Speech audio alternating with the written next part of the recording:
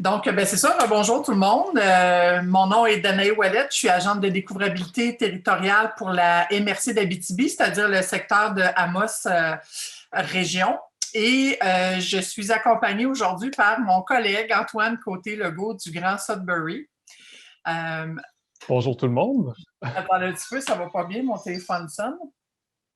Et puis, ben, écoutez, c'est notre dernier atelier aujourd'hui qui va porter sur l'art de téléverser des photos sur Wikicommons. Alors, en fait, pour commencer notre atelier aujourd'hui, on avait envie, Antoine et moi, de faire peut-être un très court récapitulatif de ce qui s'est dit la semaine dernière parce que nos collègues Alice et Marie-Raphaël vous ont présenté un webinaire justement qui portait sur Wikicommons.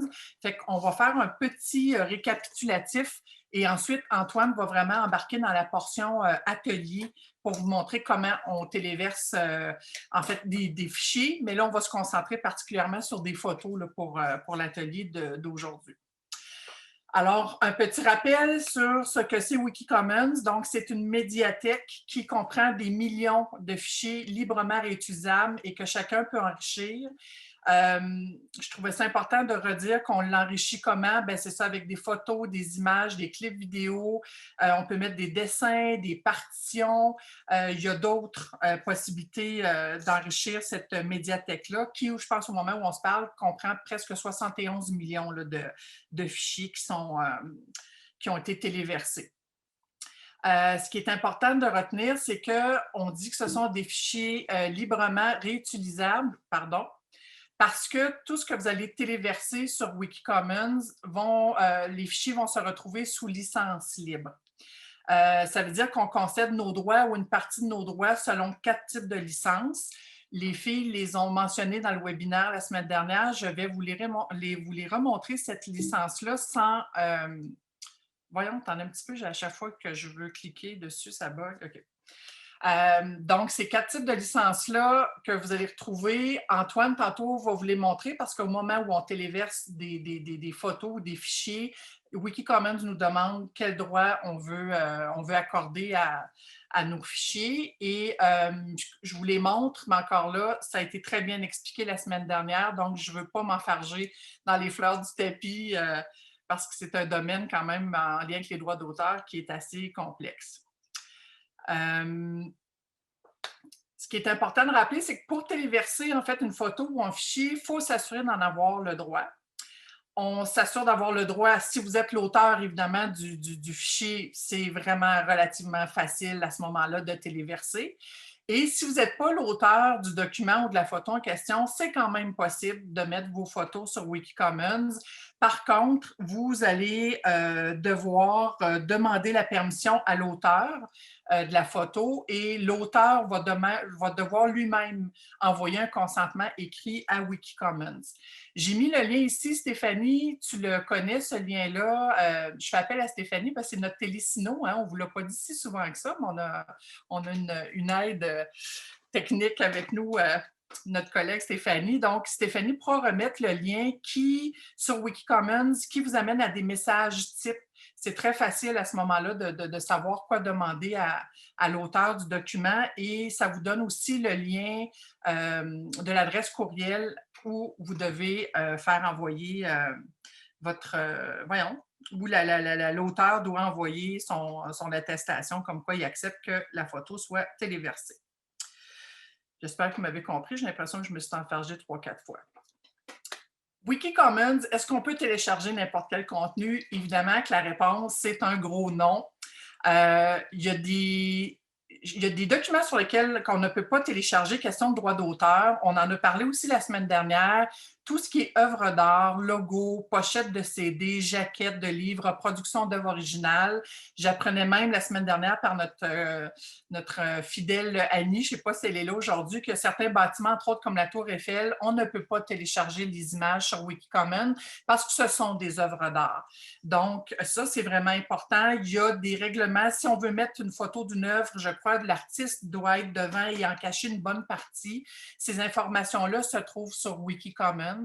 Mais je voulais vous donner quand même une idée, même si c'est soit une pochette de CD ou une jaquette de livre, ce sont des graphistes qui ont fait le design de ces livres ou de ces jaquettes-là, par exemple, de livres, et on ne peut donc pas les photographier et les mettre là comme si c'était nous l'auteur.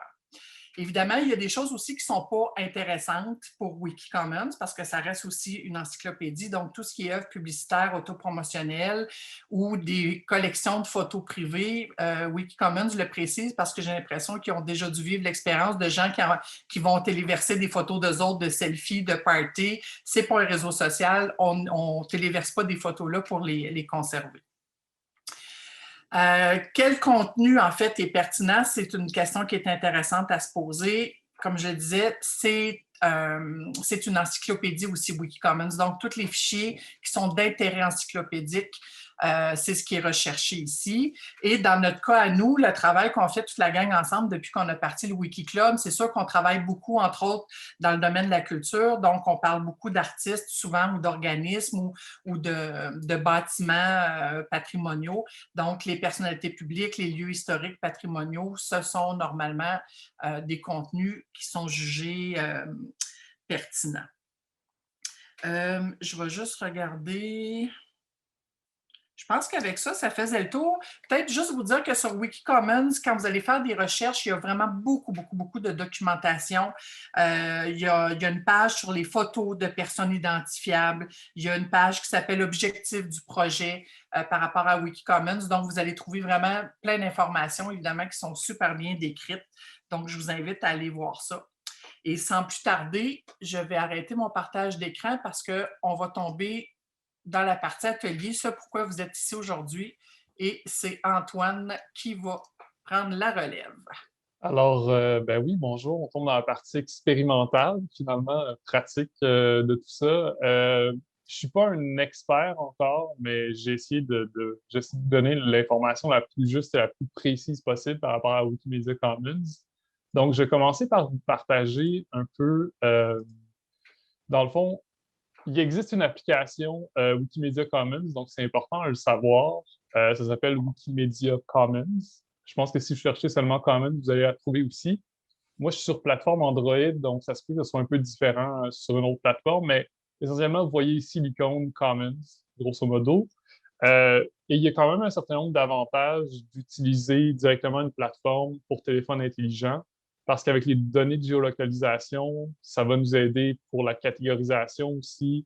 Il y a toutes sortes de choses qui vont se faire de façon un petit peu plus automatisée, ce qui peut être assez utile au niveau de où a été prise la photo, dans quelle ville, etc.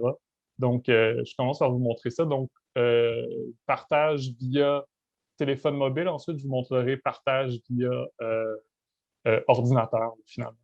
Donc, vérification faite, c'est pas possible de téléverser d'images à moins voyons, sur son compte essentiellement.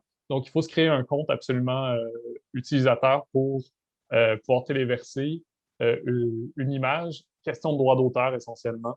Donc, ça simplifie les choses pour la question des droits d'auteur par la suite.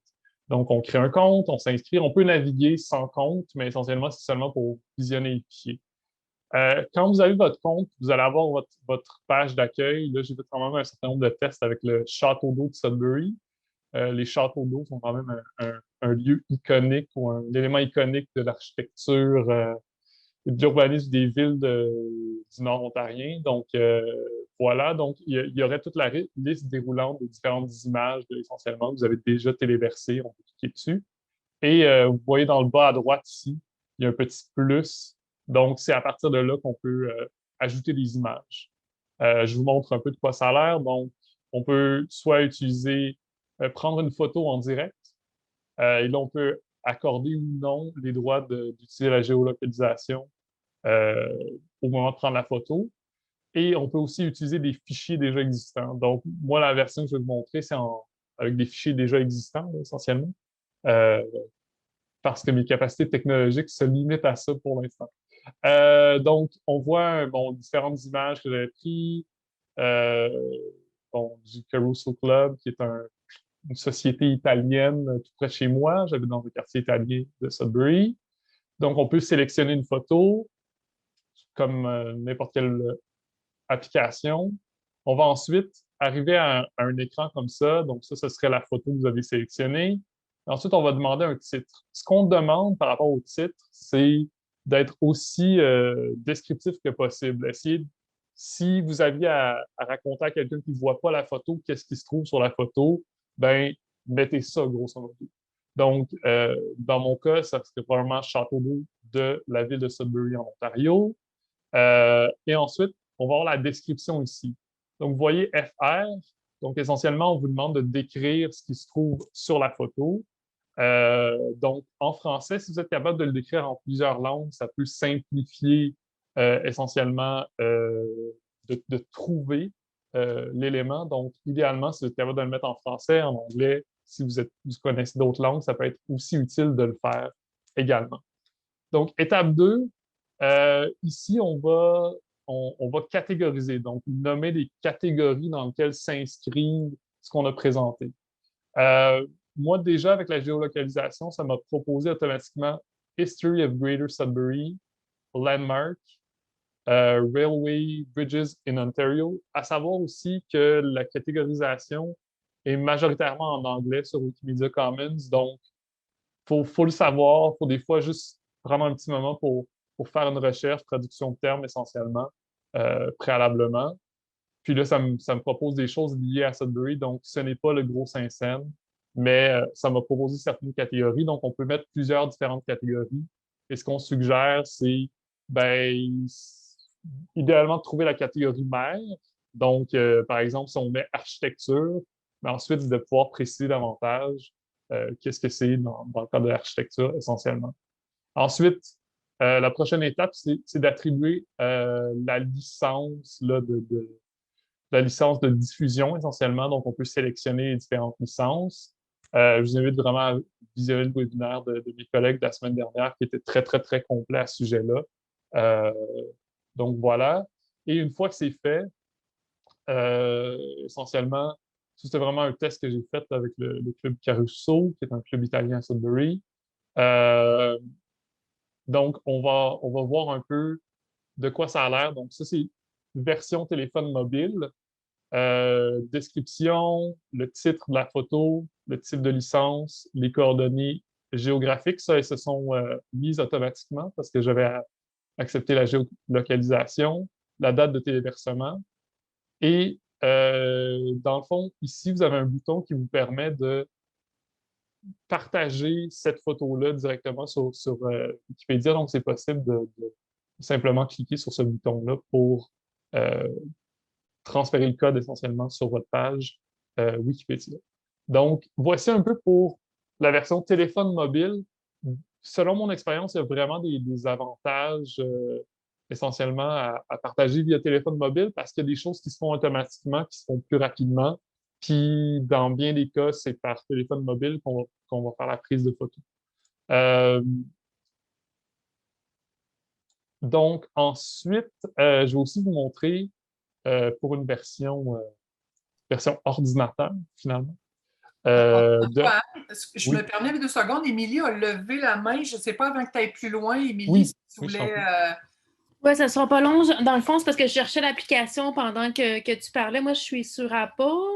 J'ai pas trouvé Commons. J'ai trouvé une application qui s'appelait Wiki Uploader, qui semble être le même principe, là. OK, ben, bon à savoir. Donc, possiblement que c'est un peu la même chose. Peut-être que c'est question de droit, ça n'a pas le même nom, là, effectivement, mais Ouais, c'est ça, parce que je trouvais pas. En tout cas, moi, j'ai pas trouvé, là. S'il y en a d'autres qui, éventuellement, dans le groupe pourraient partager, mais sinon, j'ai trouvé ça. Ça s'appelle Wiki Uploader. Voilà. parfait. Excellent, merci de la précision. Donc, ici, donc, je vous amène sur la page de Wikimedia Commons. À savoir, important à savoir, Wikimedia et Wikipédia, oui, c'est des projets sœurs, des projets frères, mais c'est vraiment deux plateformes séparées. Donc, on vous demande de créer un compte et c'est un nouveau compte, même si vous avez le même nom d'utilisateur, ça va être un nouveau compte qu'ensuite vous pouvez merger ou connecter ensemble finalement. Donc, quand vous arrivez sur Wikimedia Commons, ça a l'air de ça. Donc, ici, on va se connecter essentiellement. Voilà. Puis c'est seulement une fois connecté qu'on peut importer les fichiers. Donc, ce que je vous suggère d'utiliser, c'est vraiment d'utiliser la fonction ici à droite, importer. Pour tous les types de médias, ça fonctionne ici. Et là, habituellement, vous autres, vous allez voir une page essentiellement qui vous donne des trucs et astuces avant de téléverser, mais comme je l'avais fait quelques fois, je l'ai désélectionné, mais ici dans Apprendre, c'est ce qui apparaîtra à la base. Donc, on va dire sélectionner les fichiers multimédia à partager. Donc, moi, je suis allé prendre une marche hier soir, essentiellement. Puis, je suis allé prendre des photos de une des super cheminées de Sudbury, Superstack, et des détails de la slag, qui est les déchets miniers, finalement, de l'exploitation du nickel à Sudbury et d'un champ de slag. Euh, Ça peut être utile de sélectionner plusieurs fichiers. Si vous avez plusieurs fichiers que vous voulez téléverser, ça peut être utile de les téléverser en même temps parce que ça permet de réutiliser, par exemple, des catégories que vous avez déjà utilisées ou ça permet, c'est ça, vous allez voir un petit peu plus loin. Donc, voilà, là, si on voulait en enlever un de ceux-là, on pourrait le faire, mais pour les besoins d'exercice, je vais faire les trois en même temps. Donc, on va y aller pour continuer ici. Donc, ces fichiers sont effectivement mon propre travail. Si ces fichiers n'étaient pas mon propre travail, et choisir des licences pour chaque fichier individuellement, si on voulait. Mais dans ce cas-ci, les fichiers sont mon propre travail et on me demande d'authentifier ça. Donc, moi, ça, c'est mon nom d'utilisateur. À Côte-Leg, je le certifie. Donc, j'y vais de l'avant. Donc, c'est vraiment un contrat légal. Euh, Donc ici, le nom des fichiers, c'est transféré directement. Donc ici, c'est une image d'un champ de slag de Sudbury. Ça a des kilomètres de grandeur. C'est vraiment la roche de slag qui est typique là, de l'exploitation du nickel. Et là, légende, donc je pourrais écrire en français, donc champ de slag, euh, résidu, en tout cas, je ne sais pas si déchets miniers de l'exploitation du nickel, Sudbury, Ontario. Puis je vais mettre Canada parce que plus on en met, plus ça peut aider. Et là, idéalement, si j'étais capable de le mettre en anglais aussi, ce serait bien parce que ça permettrait à plus de gens de pouvoir y accéder finalement. Et là, description, donc euh, j'irais dans une description encore plus détaillée. Euh, Dans le fond, peut-être que ici, j'aurais dû mettre dans la description champ de slag. Puis j'aurais juste dû mettre ici champ de slag à Sudbury, Ontario, Canada. Puis, je pourrais ajouter une description dans une autre langue, encore une fois. Et automatiquement, parce que j'ai utilisé les données de géolocalisation, la date s'est inscrite. Automatiquement, l'emplacement, latitude, longitude s'est inscrit. Puis ensuite, ici, on va me demander la catégorisation. La catégorisation, c'est la partie la plus, entre guillemets, difficile parce qu'essentiellement, la majorité des catégories sont en anglais, il y en a en français aussi. Mais déjà, je peux dire que Grand Sudbury, je sais que ça existe. Non, Greater Sudbury. Donc, Greater Sudbury, Ontario. Déjà, c'est une catégorie que je peux ajouter. Euh, je pourrais dire, est-ce que mine, ça existe? Mine. Je pourrais aussi utiliser Mining Industry, par exemple. Donc, déjà, il y a un certain nombre d'éléments que je peux. Puis, je ne sais pas si landscape, je sais, landscape, je ne sais pas si ce serait juste, enfin, mais paysage à ce moment-là. Donc, puis s'il y a d'autres informations que j'aurais envie d'inclure, mais automatiquement, l'emplacement va se trouver là. Euh, Puis là, vous voyez ici la fonction copier les informations dans tous les téléversements suivants. Donc, je pourrais faire ça. Donc, copier la légende, copier la description. Donc, je peux vraiment sélectionner ça. Puis ensuite, je peux venir l'ajuster. Mais ici, je pourrais dire gros plan, roche de slag, Sudbury. Puis, ben, c'est quand même une partie d'un champ de slag, des cheminées d'exploitation du nickel à Sudbury, tout à fait. Puis là, tout ça ici, les catégories, ça s'est inscrit. Je sais pas, je pense pas que slag soit là. Peut-être en anglais. Peut-être slag. Enfin, faudrait. Mais je vais voir en français pour le fun. Non, effectivement, c'est pas encore là. Puis ce qu'on suggère, c'est pas nécessairement de créer des nouvelles catégories, mais d'essayer de s'inscrire dans des catégories existantes. Puis là, donc super cheminée de Sudbury, ce qu'on appelle en anglais les super stacks. Donc ici, je vais ajuster. Donc super cheminée à Sudbury, Ontario. Puis là, si je voulais ajouter une légende en anglais, super stack, Sudbury, c'est pas mal la même chose en anglais au niveau des noms. Puis là, ici, je pourrais indiquer super cheminée,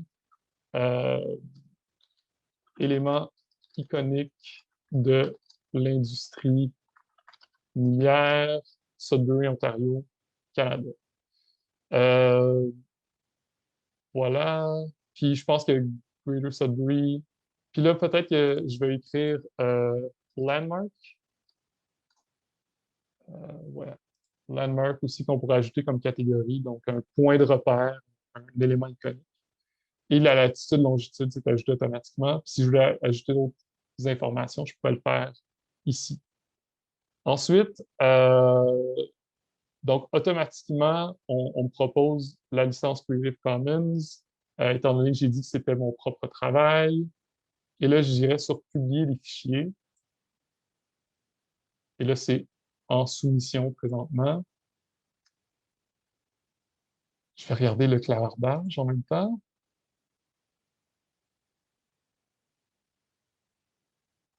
Parfait, super.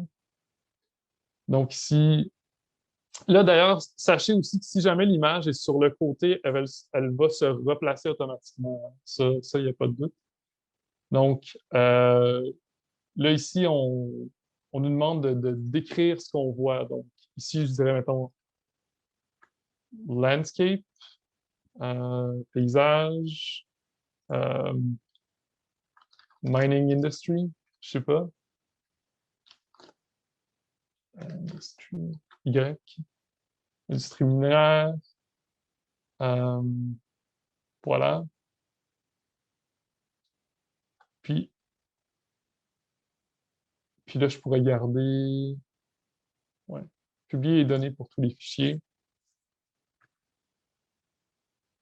Et là, quand vous allez publier essentiellement, si jamais vous voulez l'utiliser dans Wikipédia, essentiellement, vous pouvez copier directement le lien qui s'est créé. Donc, c'est le code, finalement, vous pouvez copier dans l'éditeur de code. Mais si vous voulez, je vais vous montrer aussi, si jamais vous partez, voilà. Donc, si vous trouvez une image, donc j'ai pris le château d'eau de Sudbury, par exemple. Si vous voulez partager, vous allez sur Utilisation du fichier, ou je pense que c'est Use. Non, c'est pas ça. Pardon. Voilà, on est en direct. Euh, Utilisation du fichier, non, c'est pas ça. Non, c'est pas usage global. Utilisation du fichier. Ben là, j'ai fait le test quelques secondes avant le webinaire et ça me donnait le lien. Ben là, j'avoue que je suis complètement confondu. Non.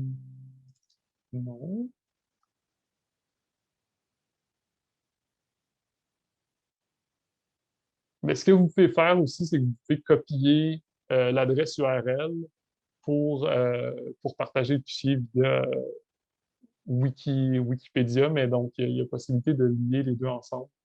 Puis juste avant de procéder la parole à ma collègue, est-ce que c'est le fait que je ne suis pas connecté?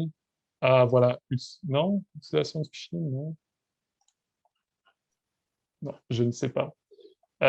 Simplement vous montrer aussi dans le tableau de bord, si vous allez dans Import ici, vous allez voir toutes les images que vous avez téléversées essentiellement.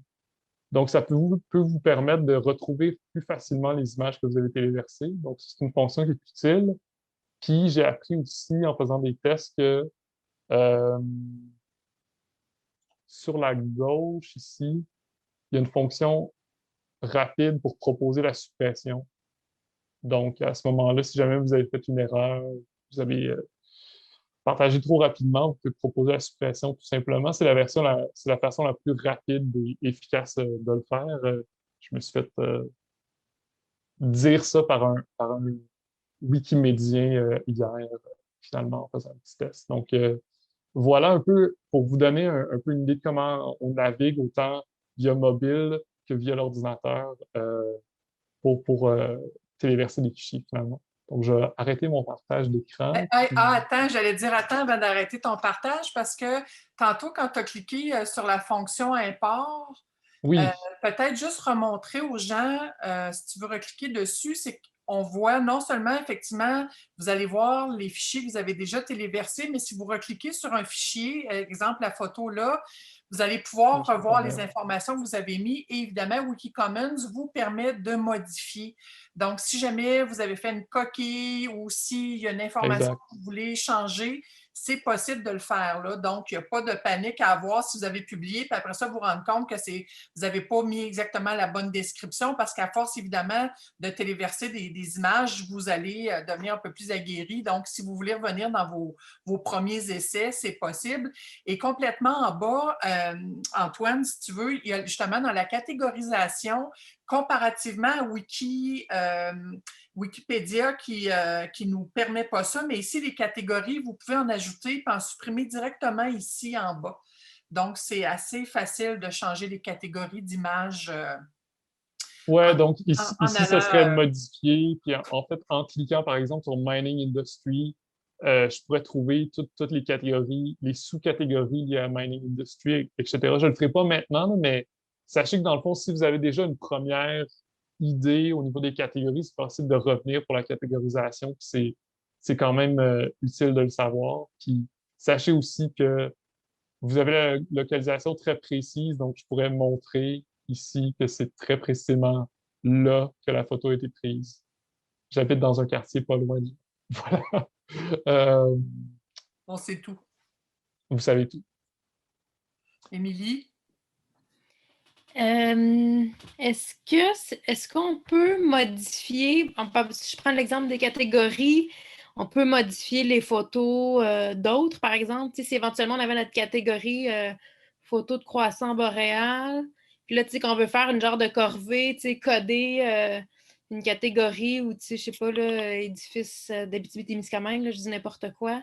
Ma compréhension, c'est que oui, Ouais, hein? effectivement, c'est vraiment la même base que Wikipédia, à savoir qu'on peut pas mal tout modifier parce que tout est public essentiellement. Ouais, c'est ça. OK. Je vais t'avouer que c'est une fonction qu'on a trouvée hier en se parlant, Antoine et moi, en préparant Hier l'atelier soir. d'aujourd'hui pour vous dire comment c'est ça. C'est en forgeant qu'on devient forgeron, donc on a découvert ça hier en farfouillant. Donc, probablement que oui, Émilie, effectivement, ça serait à tester, mais ça serait logique qu'on puisse le faire sur d'autres photos. C'est-tu le tour de ton côté, Antoine? Oui, ben j'espère que ça vous aura aidé à démystifier une certaine partie plus technique de l'affaire. C'est ce que je Suzanne? sais pour l'instant, mais ça reste à être bonifié encore, bien sûr. Madame Charon, vous avez levé la main, je Oui. crois. Quand tu veux publier des photos qui ont plus de 50 ans, tu n'auras pas toute l'information géographique, puis tout ça. Est-ce qu'il y a des grosses différences dans la façon qu'on s'y prend? C'est à peu près la même chose. C'est la même chose. Là, j'ai pas fait avec des photos dont j'avais pas de géolocalisation, mais c'est à peu près la même chose essentiellement. C'est juste que vous n'aurez pas à remplir vous n'êtes pas obligé de remplir les coordonnées géographiques si vous les avez pas. Si vous savez quelle ville, c'est super, parce que ça peut aider les gens ou quelle province, etc. Ou quelle région, ça peut être bien, mais c'est pas absolument nécessaire. C'est comme un outil de catégorisation de plus, mais Ouais. c'est pas obligé. Ouais. OK. Puis quand vous mentionnez publier, là, est-ce que ça, c'est ouvert au public ou c'est juste publier dans notre site à nous autres pendant qu'on travaille notre brouillon, là? Ça va devenir disponible à quiconque veut l'utiliser essentiellement, selon la licence que vous avez accordée pour le fichier. Donc, ça peut être sans modification ou ça peut être avec modification en citant l'autrice ou l'auteur de la photo originalement. Donc, c'est vraiment selon cette perspective-là. Mais la photo, effectivement, la photo que vous allez téléverser va être visible, en fait, par quiconque va faire une recherche selon les catégories ou les mots-clés. La photo va pouvoir apparaître sur Wikicommons et probablement, en fait, aussi ailleurs sur Google. Donc, ça sera pas, vous ne pourrez pas dire je l'utilise uniquement pour mon article. Vous, justement, vous libérez les droits et vous la rendez accessible. C'est le but de Wikicommons. Donc, si je travaille dans un article, puis je veux insérer des photos, je suis mieux de téléverser mes photos après que j'ai fini l'article pour au moins que ça sorte avec l'article plutôt que de sortir partout par quelqu'un d'autre, non? Non, ben en fait, vous pouvez, moi, de mon expérience, vous pouvez téléverser l'image en lien avec votre article avant sur Wikicommons pour qu'au moment où vous allez publier votre article, que vous puissiez avoir accès à cette donnée-là, vu qu'elle va déjà être disponible. Mais ça n'empêcherait pas d'autres personnes, c'est ça, tout dépendant du type de licence, de trouver l'image et de l'utiliser. OK. Mais je ne pense pas, là, je ne veux pas dire de bêtises, je ne veux pas m'enfarger dans les fleurs du tapis parce que c'est quand même un domaine un peu complexe, mais ça ne change rien que quelqu'un d'autre l'utilise et que vous l'ayez dans votre article. Ça ne change rien à la nature de votre article. Donc, c'est pas un empêchement. Moi, je stressais pas par rapport à ça, à savoir d'attendre de publier pour mettre la photo avant. Moi, souvent, je les téléverse avant, je prépare mon article, ce qui fait qu'au moment de publier, ben là, je vais déjà avoir toutes mes données disponibles en ligne. OK. Merci.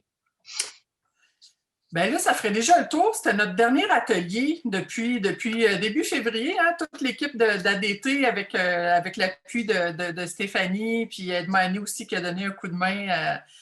C'est ça, on vous a présenté différents ateliers, différents webinaires. J'aimais bien, je pense que c'est Marie-Raphaël qui disait la semaine dernière qu'on est toujours que quelques semaines en avance sur vous, sur ce qu'on apprend, parce que c'est ça, on a défriché un petit peu, comme vous avez pu voir, nous, on a découvert encore des fonctions pas plus tard qu'hier soir en peaufinant un peu ce qu'on voulait vous dire. Il va, je crois, dans le temps, avoir d'autres ateliers éventuellement qui vont suivre. On n'a pas les informations pour le moment.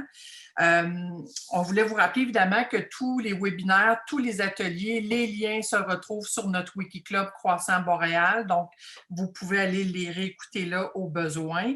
Je pense qu'on va aussi, Stéphanie, se préparer peut-être une belle petite publication puis remettre tous les liens de tous les trucs dans une seule, donc que les gens n'auront pas à chercher partout. Ouais. Vous rappelez aussi qu'on a des soirées encore d'accompagnement. Donc, si vous avez besoin d'aide, justement, à divers niveaux, demain, c'est Lucie. C'est Lucie qui va être là à 19h. Donc, le lien Zoom, il est disponible aussi sur le Wikiclub, hein, Stéphanie, je crois. Donc, ça, vous allez chercher simplement le lien Zoom. Donc, et là, cette semaine, c'est ça, c'est demain, mercredi à 19h, parce que c'est le week-end de Pâques qui commence. Donc, on a préféré le faire mercredi. Donc, Lucie va être là.